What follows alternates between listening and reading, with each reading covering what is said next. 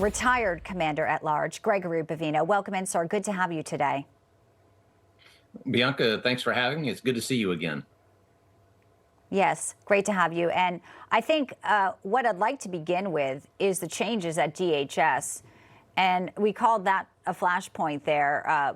There were a lot of things leading up to that and a lot of changes. You seem to be one of the first to go. We know Nome was out, but there are questions about, obviously, the orders, how they were given, a lot of pressure for mass deportations, maybe coming from folks like Stephen Miller in the administration. From your perspective right now, and now being away from your role, were you getting direct and clear orders in a way that you felt that you were carrying out the mission from this administration? And how do you think it went sideways with some of the actions on the street? Sure. Bianca, you mentioned that word flashpoint. There were several flashpoints in this whole operation. The first flashpoint being those tens of millions that came across the border that caused us to realize that we had a big problem in the country and that mass deportations were the solution to that. And because of that, we had President Trump and Secretary Nome. They did appoint me as the commander at large.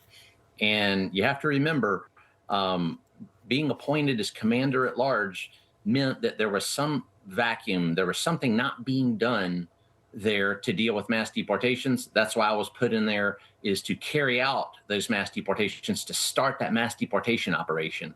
And myself, the Border Patrol, and those ICE agents, and our allied law enforcement partners, we did that in 6 different cities across the United States for almost a year.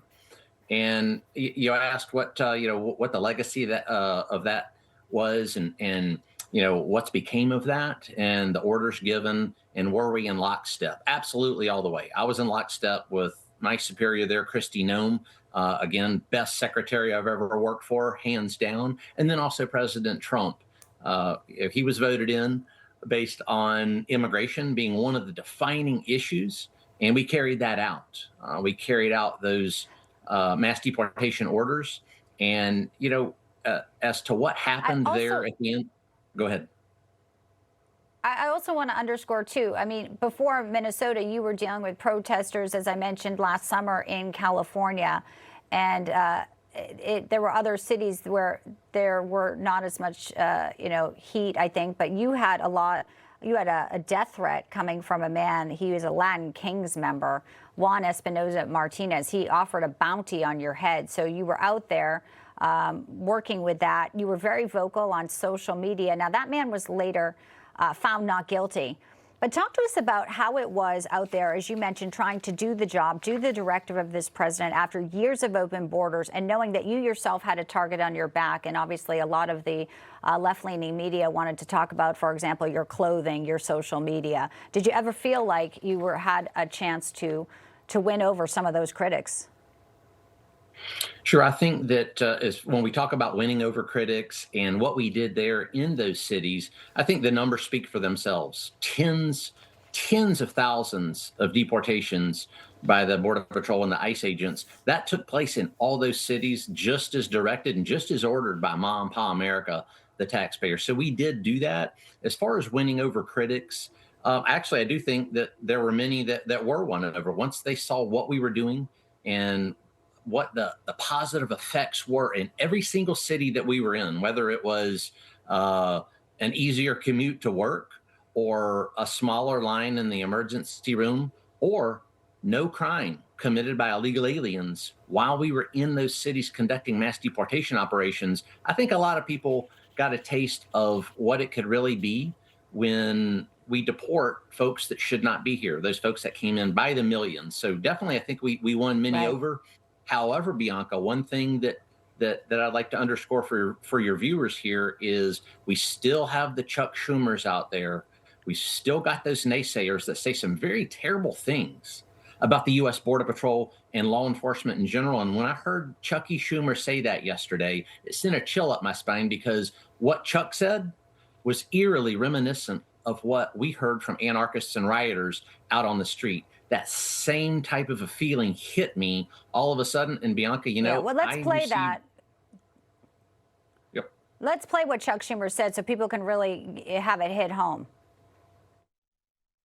adding $140 billion to an agency that nobody, to two groups, Border Patrol and ICE, that nobody respects in this country. So there you have it. That's the rhetoric.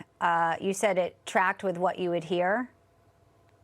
That tracked with exactly what we heard on the ground in those cities by those anarchists and rioters, as I said. And I actually got phone calls, several phone calls from Border Patrol agents yesterday that heard what Chuck Schumer had said. Many of these agents had served with me in those cities, and they said, wow, that sounds exactly like what we were up against in those cities.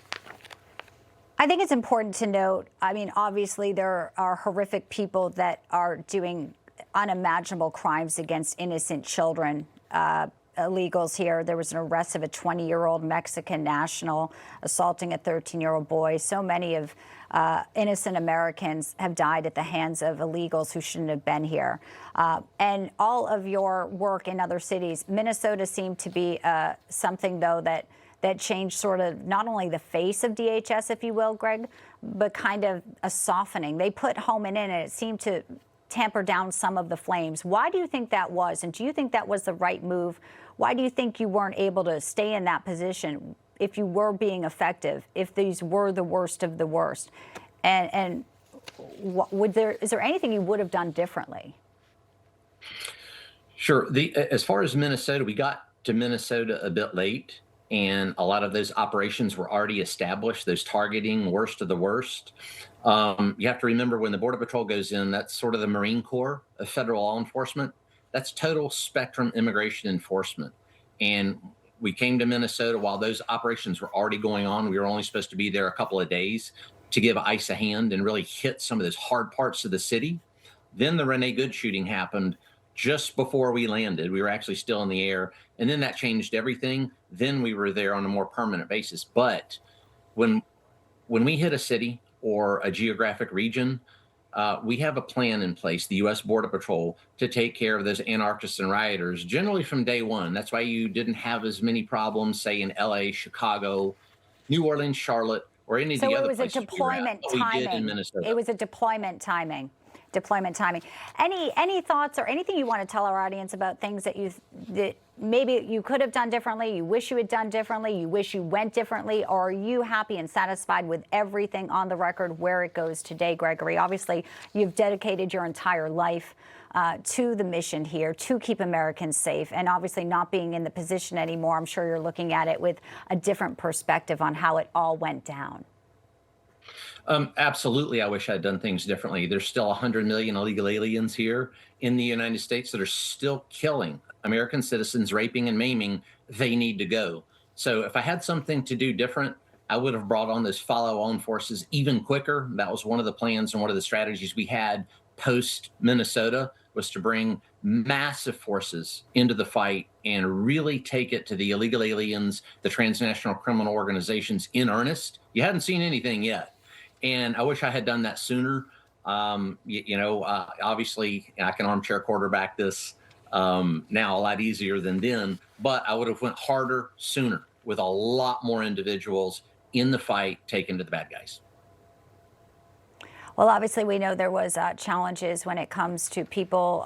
As I said, a lot of these protests seemed funded, organized, very targeted to put up a fight there with what you were doing. And certainly we appreciate you joining us today to give us an insider look of what was going there on the ground as you arrived. Gregory Bovino, a pleasure, sir. Thank you.